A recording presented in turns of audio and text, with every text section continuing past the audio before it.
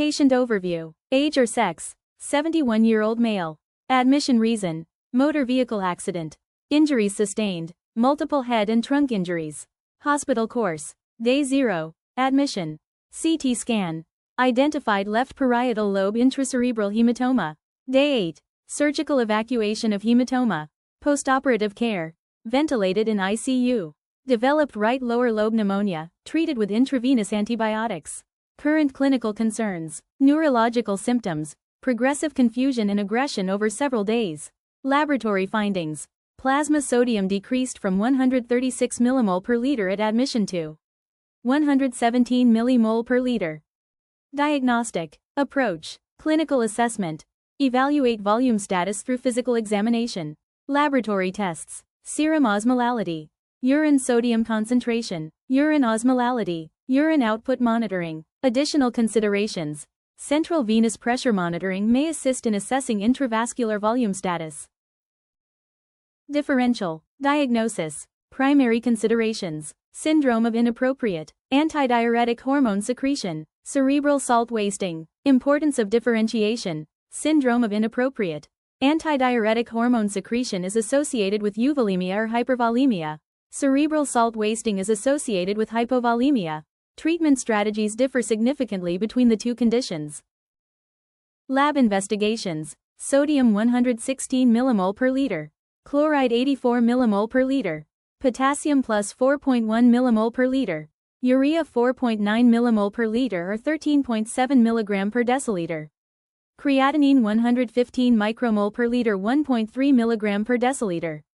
Uric acid 0.21 millimole per liter or 3.53 milligram per deciliter. Plasma osmolality 243 millimole per kilogram, normal range from 285 to 294. Management strategies. If syndrome of inappropriate antidiuretic hormone secretion is diagnosed, implement fluid restriction, typically 800 to 1000 milliliter per day. Consider pharmacologic therapy, for example democlocycline or vasopressin receptor antagonists, in refractory cases. If cerebral salt wasting is diagnosed, administer isotonic saline to correct hypovolemia. Provide sodium supplementation. Hypertonic saline may be necessary in severe cases. Consider mineralocorticoids, for example fludrocortisone, to reduce urinary sodium loss. Monitoring. Regularly assess serum sodium levels to avoid rapid correction. Monitor neurological status for improvement or deterioration. What would your differential diagnosis include before examining the patient? Hyponatremia indicates a relative excess of water compared to sodium in extracellular fluid. It can occur with low, normal, or high total body sodium levels. In this case, water retention without major sodium disturbance is more likely than actual sodium loss. Check for use of sodium-free intravenous fluids, for example 5% glucose, which can worsen water retention. Cerebral injury and lung pathology can stimulate antidiuretic hormone release.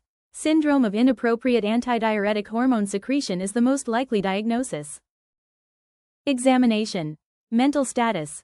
Patient is disoriented and somewhat aggressive. Surgical site. Dressing present over craniotomy wound. Cardiovascular examination. Blood pressure is normal, both lying and sitting.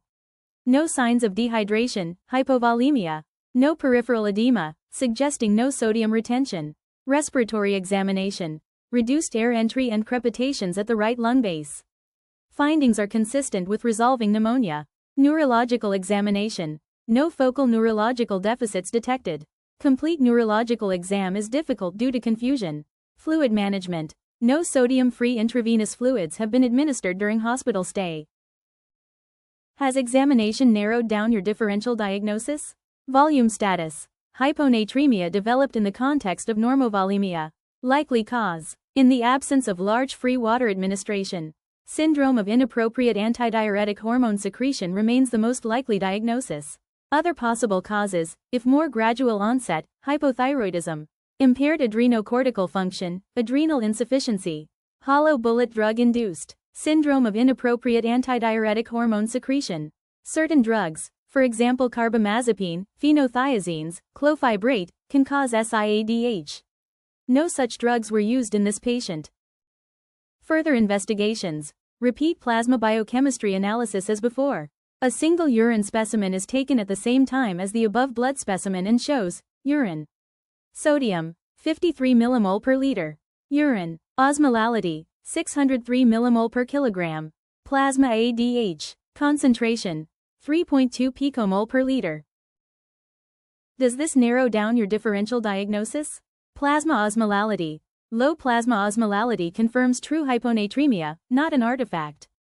Suggests that confusion may be due to cerebral edema. Other contributing factors, plus head injury and chest infection, may also be contributing to confusion. Urine findings. High urine osmolality and high urine sodium concentration observed. Pattern is consistent with SIADH rather than hypovolemia, which typically shows low urine sodium. Hypervolemic states also show low urine sodium. ADH, antidiuretic hormone, findings. ADH concentration is elevated, despite low plasma osmolality. This elevation supports a diagnosis of SIADH, as no normal stimulus, osmotic or circulatory, for ADH release is present. How will you treat this patient? Primary treatment for SIADH, fluid restriction is the mainstay of therapy. Restrict fluid intake to 600 milliliters per day initially. Gradual improvement in plasma sodium levels and mental function is expected. Additional considerations. Due to significant cerebral pathology, surgery, and pneumonia, SIADH may persist for some time. Adjunctive therapies, if needed, oral democlocycline, 600 to 900 milligrams per day. Oral urea therapy, 30 to 45 grams per day under careful supervision. Use of hypertonic saline, 3% hypertonic saline reserved for severe hyponatremia. Abrupt onset, marked neurological symptoms, for example seizures, important caution. Avoid rapid correction of hyponatremia if it developed over more than 2 days. Rapid correction risks osmotic demyelination syndrome, severe neurological injury. Prognosis. Hyponatremia in the context of traumatic brain injury is associated with increased morbidity and mortality. Prompt identification and appropriate management of the underlying cause are essential to improve outcomes. Key points and global issues. Important factors in assessing hyponatremia, clinical volume status. Rate of development of the disorder. Interpretation based on volume and urine sodium. Clinical hypovolemia plus low urine sodium greater than suggests depletional hyponatremia, due to sodium deficit. Clinical euvolemia plus high urine sodium to consistent with dilutional hyponatremia, e.g., SIADH. Note: in dilutional hyponatremia from excess water intake alone, both urine osmolality and urine sodium are low. Hypovolemic hyponatremia, common in areas with frequent gastroenteritis. More likely when water alone, not electrolyte solutions, is used for rehydration. Plasma ADH assay. Not necessary to diagnose SIADH if clinical context and plasma, urine biochemistry are consistent.